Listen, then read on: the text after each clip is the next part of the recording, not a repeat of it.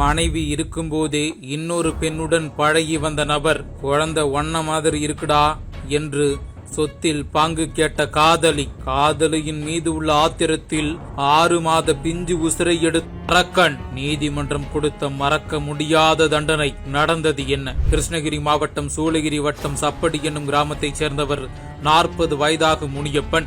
இவர் கூலி வேலை செய்து வருகிறார். இவருக்கு திருமணமாகி லட்சுமி என்கின்ற மனைவியும் 2 பிள்ளைகளும் உள்ளனர். இந்த நிலையில் 2011ஆம் ஆண்டு அதே பகுதியைச் சேர்ந்த வரலட்சுமி என்ற பெண்ணுடன் முனியப்பன் பழகி நெருக்கமாக இருந்து வந்துள்ளார். இந்த நிலையில் வரலட்சுமிக்கு ஆண் குழந்தை பிறந்துள்ளது. இந்த குழந்தை முனியப்பன் ஜாடையில் இருந்ததாக கூறப்படுகிறது. இதனால் வரலட்சுமி முனியப்பனிடம் குழந்தை உன்னை போலவே இருப்பதால் உன் சொத்தில் பங்கு வேண்டுமென கேட்டதாக சொல்லப்படுகிறது.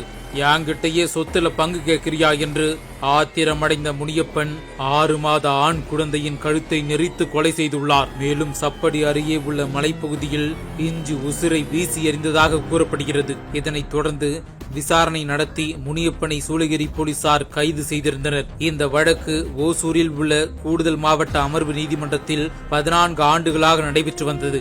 நீதிபதி சந்தோஷ் இன்று வழங்கிய தீர்ப்பில் குழந்தையை கழுத்தை முனியப்பனுக்கு இரட்டை ஆயுள் தண்டனையும் 2000 அபராதம் விதித்து தீர்ப்பளித்தார். இந்த தீர்ப்பு ஓசூரில் பரபரப்பை ஏற்படுத்தியுள்ளது.